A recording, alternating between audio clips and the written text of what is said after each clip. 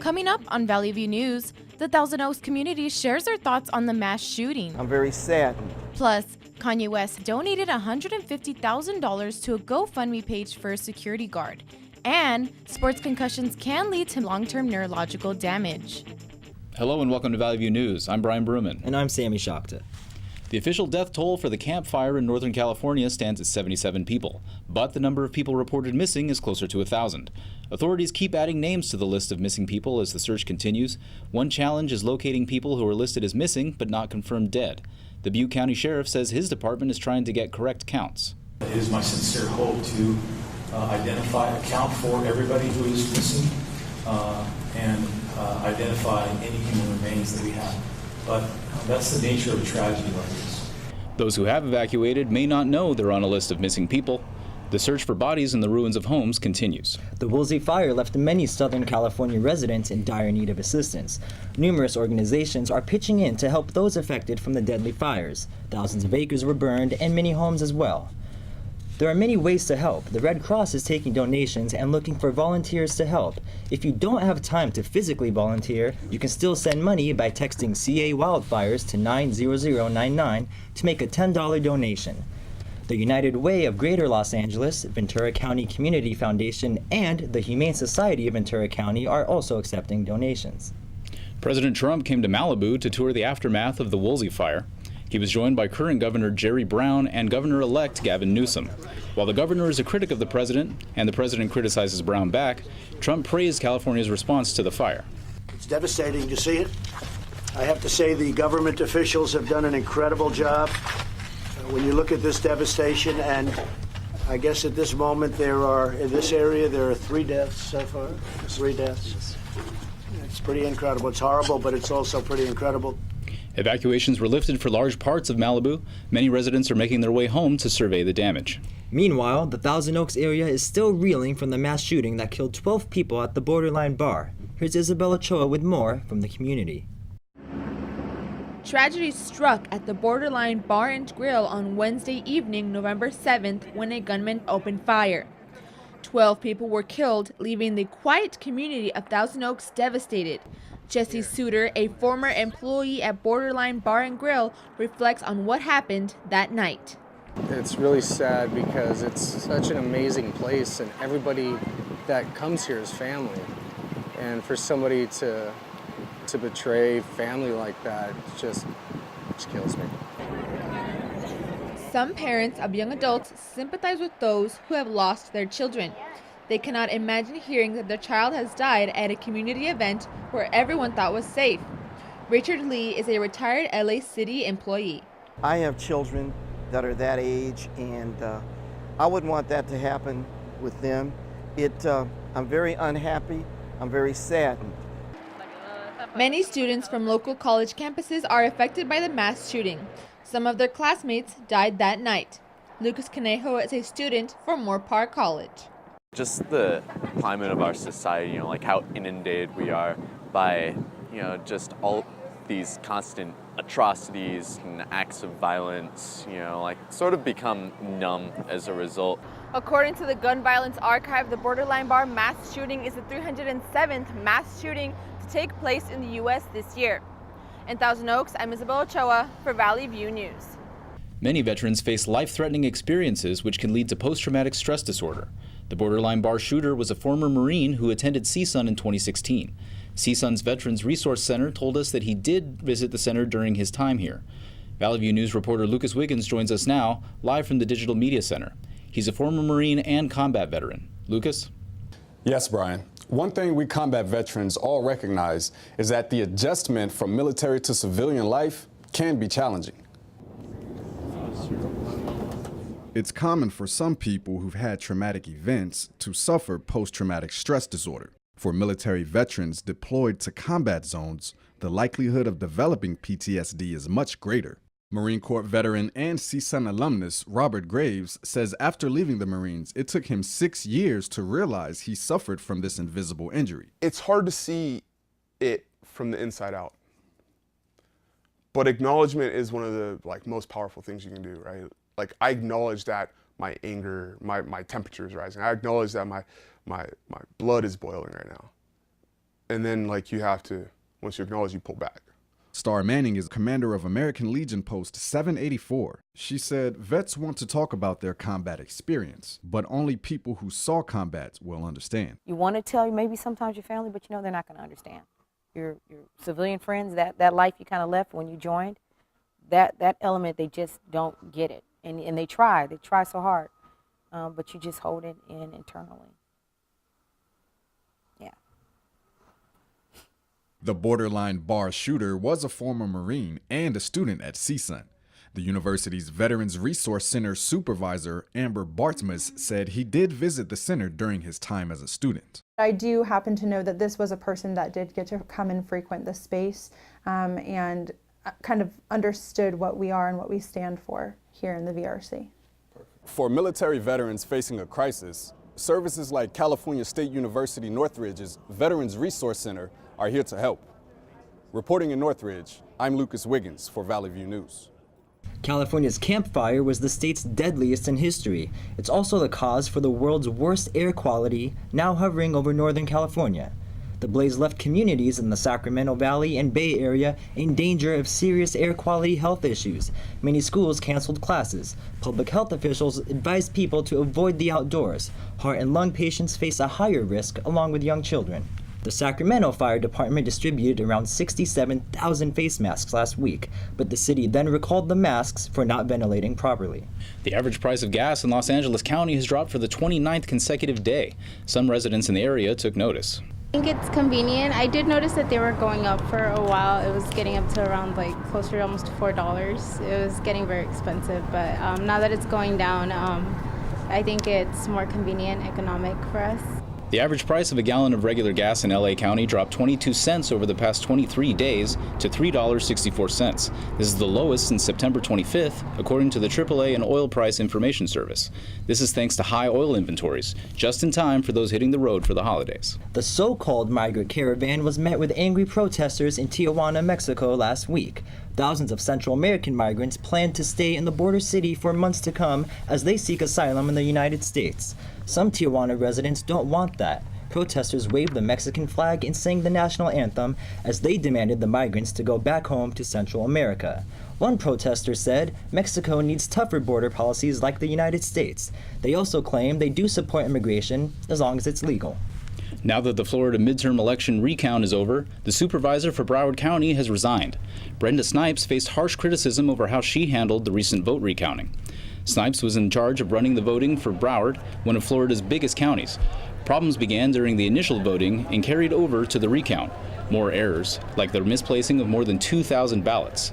Snipes even noted the need for improvements. It's a big operation, but there are some things that need to be tweaked on all sides in terms of the processes that make up elections. A court found Broward County violated public records law and Florida state constitution in its handling of the election. The White House says Jim Acosta's press pass could be revoked at the end of the month again. CNN is asking the U.S. District Court for another emergency hearing, saying these actions threaten all journalists and news organizations. CNN says Acosta will continue to report the news about the White House and the president. Last week, CNN won a temporary restraining order, forcing the White House to restore Acosta's press access for another 14 days. A breakthrough technology is giving people their sight back. 5 blind and visually impaired people can now see with the help of electronic glasses called eSight. The Lumberton Lions Club, an organization that helps the blind in North Carolina, raised $50,000 to give away a pair of glasses to 5 people. I hope that they're able to, other kids are able to find out about these devices and hopefully be able to get them too, because I feel like every child deserves this opportunity. The Lumberton Lions Club wants to raise more money to give away more eSight glasses to people who need it. Some people are furious about Amazon's decision to split its second headquarters. Hundreds of people flooded a Long Island city park to protest the company's expansion. Amazon pushed its expansion as a way to create more jobs, but politicians are concerned that this would just create an inequality and hurt the people in New York. Because it's not good for our community, because it's not good for our unions, because it's not good for our immigrants. Amazon is not welcome here today, it's not welcome here tomorrow, it's not welcome here ever. Officials aren't necessarily upset about an influx in jobs, but rather the use of taxpayer money to bring in a large company. Here's Valley View's Daria Hariri with entertainment news. Daria, what's Kanye up to this week? Brian, this time it's good news. Kanye West donated $150,000 to a GoFundMe page for the security guard who was shot and killed by police in a Chicago suburb. The page was started by the family of Jamel Robertson. Money is being raised to help cover Robertson's burial expenses. West had to donate in 10 increments of $15,000. The website caps each donation at $15,000. Robertson was working security at a bar when a man who had been asked to leave the bar returned and opened fire. When police arrived, Robertson was armed and holding the suspect for police. Police didn't know he was a security guard. The officer that shot Robertson is on paid administrative leave, but the family's attorney says the officer should resign or be terminated. Travis Scott's album Astroworld is now one of the biggest albums of the year. The inspiration for the album, the theme park Astroworld, shut down in 2005. But the rapper announced in August he would be bringing the park back to the city. His fans were all for it. It kind of like took a big piece of my heart away. I didn't have anywhere to go. So I just wanted to kind of just bring back that feeling and give this city something they can just always have something just fun to do. It's been hurricane after hurricane, disaster after disaster. They try to take us away, but as long as we stick together. This was his first music festival. It was sold out before the lineup was released. Some of the proceeds from the festival went towards Workshop Houston, a creative youth development organization that works with students through after-school and summer programs. Marvel Comics legend Stan Lee died at age 95. Lee was the writer, editor, and publisher of Marvel Comics. Some of his famous works include Black Panther, Spider-Man, the X-Men, the Mighty Thor, Iron Man, the Fantastic Four, the Incredible Hulk. The list goes on and on. Millions of Lee's fans believe he brought the comic book world into the real world by making his characters face the same challenges and self-doubts that average people faced. He humanized heroes. They had character flaws and insecurities. For some, that made them relatable and personable. Sharon Tate's wedding dress sold at auction to an anonymous buyer for $56,000. This is the dress she wore in 1968 when she wed director Roman Polanski. 18 months after the wedding, a pregnant Tate was murdered by Charles Manson family. The dress was sold by Julian's Auctions in Los Angeles. The auction company says the properties from the Sharon Tate estate are the most requested items in the catalog. Hailey Baldwin is now Hailey Bieber on Instagram. TMZ says Justin Bieber was involved in the account makeover, pulling strings over at Instagram to make the change. The couple got engaged this summer. Reports surfaced that they secretly married at a New York City courthouse. The pair never confirmed it. But a few days ago, Bieber posted a photo with Baldwin captioned, "My wife is awesome." That's all your entertainment news today. I'm Daria Hariri. I'll see you next week. Thank you, Daria. More to come on Valley View News. Some U.S. residents are cutting back on spending for this holiday season. And our sports reporter Brandon Benitez will give us a preview of the opening games.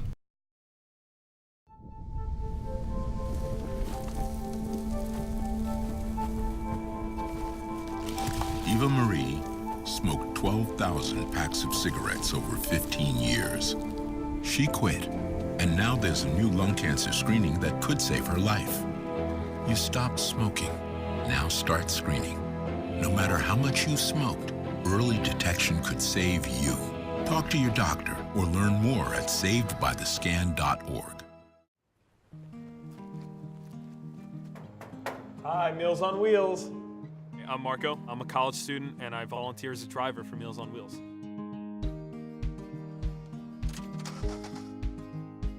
I think it's awesome meeting these people. I mean, they're so interesting. They've had so many wonderful experiences in life.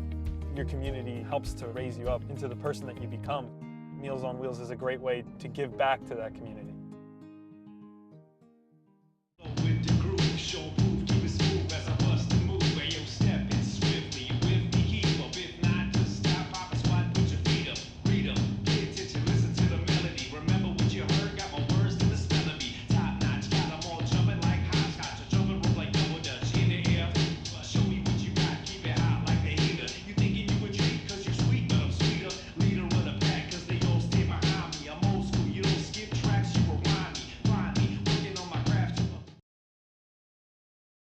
A new survey says many people might like it a little more empty under the Christmas tree this year.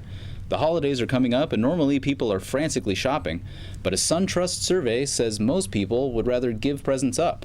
Almost 7 out of 10 people would give up giving gifts or exchanging gifts this holiday season if their friends and family agreed to it.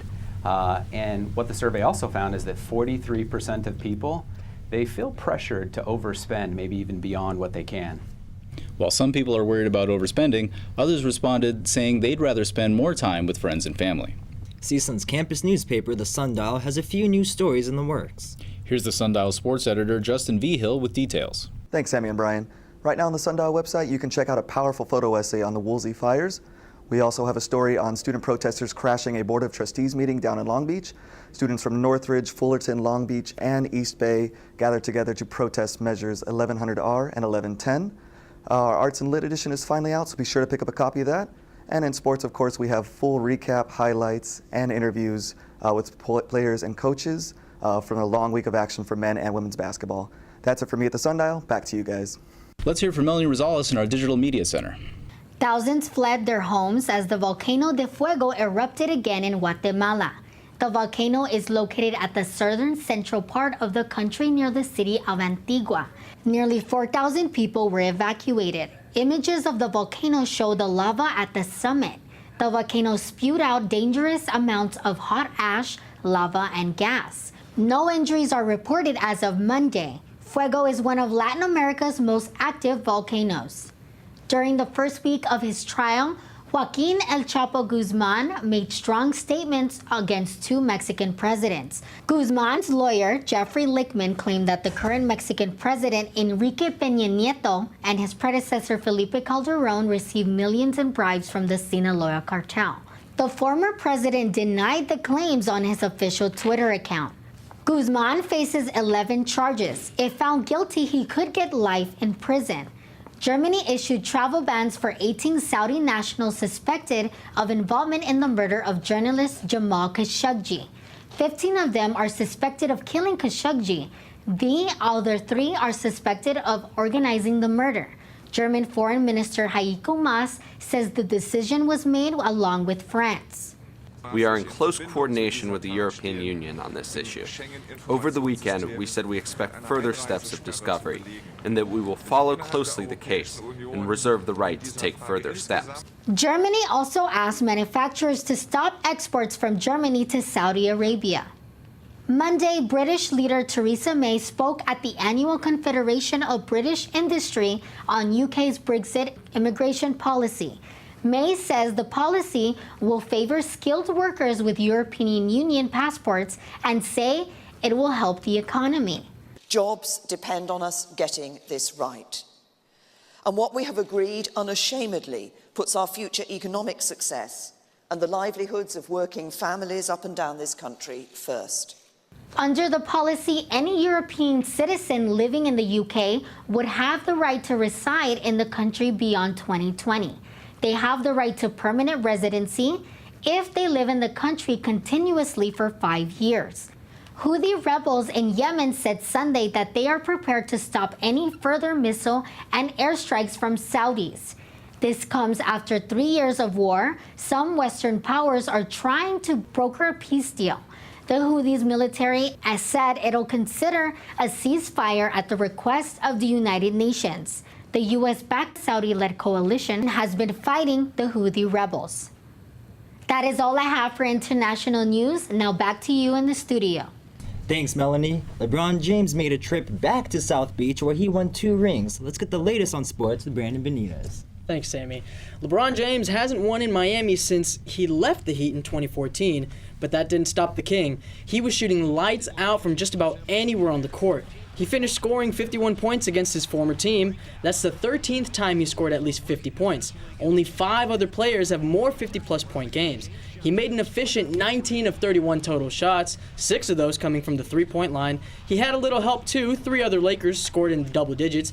You see Lonzo Ball bounce passing to LeBron for 3. Ball finished with a team-high 7 assists. The 16-year veteran filled up the stat sheet, adding 8 rebounds, 3 assists, a block, and 2 steals. LeBron's losing streak in South Beach came to an end. The Lakers beat the Heat 113-97, they've now won 7 of their last 9 games. It's just the second time the Purple and Gold have held their opponents to under 100 points. Their defense still ranks 20th in defensive rating according to the league website. Concussions happen in almost every sport, but in a sport like soccer, where kids can play at an early age, some wonder if the risk of brain injury is worth it. Here's Valley View News reporter Caitlin Von Meter with more. Injuries are part of playing competitive sports, whether they are for fun or competition. Unfortunately, concussions come with many sports. Concussions also come with playing soccer. In soccer, the conversation centers around the appropriate age for kids to start playing. Many children can get brain injuries. Dr. Slutton has been involved with young athletes who suffer from concussions for 28 years. He has worked closely with soccer players who have suffered neurological changes. USA Soccer just last year, 2016, came out with a new rule for children under 11, so U11. They're not allowed to head the ball on purpose. Real SoCal coach Derek Hanks coaches an under-16 team. He trains young girl athletes to perform at a high level once they step out on the pitch. I would say around the 6 to 7 year old range. Anything before that should be all technical. There shouldn't be any competition before that. So, how did you... Former Simi Valley Club soccer player Brittany Davis shares how she received her 5th concussion playing in a club match. She has been advised by her doctor to stop playing to protect her health and decrease the long risk of long-term neurological damage. She says she can see the effects of these concussions now in her life. Sometimes I'll get mild headaches, and I think that sometimes when it comes to school and stuff, it takes me longer to process information. Sports come with injuries, but are the potential side effects of those injuries worth having the rest of your life? Be smart when putting your kids into sports. I'm Caitlin Von Meter in Simi Valley for Valley View News. Shifting to the NFL, the LA Chargers sit in second place in the AFC West. They trail the Kansas City Chiefs coming into this division battle against the Denver Broncos. The Broncos have lost 6 of their last 7 games. The Chargers, on the other hand, have won 6 of their last 7. Second quarter, LA's up 6-0. Phillip Lindsay runs right up the gut of the Charger defense. The undrafted rookie cuts outside and scores the 41-yard touchdown. Broncos lead by 1. But back come the Bolts. Third quarter, LA's leading 13-7. Phillip Rivers finds Antonio Gates in the end zone. The 38-year-old veteran puts LA up by 12. Denver rallies back while holding LA to 9 points. Final drive, Broncos down 2 on 3rd and long near midfield. 20 seconds left.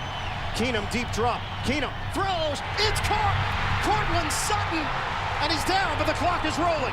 And with a chance to win, Brandon McManus kicks the 34-yard field goal and just barely scores. Broncos upset the Chargers, winning 23-22. The Chargers gave up a season-high 14 penalties totaling 120 yards. They'll look to clean that up with just 6 games left on the season. When the Cleveland Indians take the field in 2019, the team will be saying goodbye to their controversial uniforms. That includes the Chief Wahoo logo. There's been years of intense protest about the appropriation of the logo. Some say the logo is insensitive towards Native Americans. This new look will come just before Cleveland hosts the 2019 All-Star Game. Baseball isn't the only sport under pressure to build diversity and inclusion. In the NFL, the Washington Redskins are being scrutinized as a derogatory term. The name was selected at a time when Americans were not as sensitive to Native American heritage. That's all from me. Back to you guys. Thanks, Brandon. More to come on Valley View News. Instagram is helping to remove fake followers. Also, a Missouri dog has a lot to thank its puppy for. Stay with us. Hey there, Mrs. Carter. You can earn over 10% on your money if you deposit your savings into our investment program. Lucky sweepstakes winner. Mrs. Just Carter, enter your contact information and your winnings. Grandma, it's me. Please help me. I'm stuck in Ohio and my wallet was stolen. Please send me some money so I can get home. Millions of people, especially seniors, are targeted every day by an array of fraudulent scams through online technology. Please be aware. You think getting dumped by text is harsh? Try getting dumped by a tennis ball. My ex-owner drove me out to the woods, yelled fetch, and by the time I bought the ball back, he was gone. Yeah, I was pissed. But the folks at the shelter helped me let go of my anger. I learned coping skills, like taking it to the hole. Boom! Now I'm ready to fetch again. But how about I throw and you run and get it?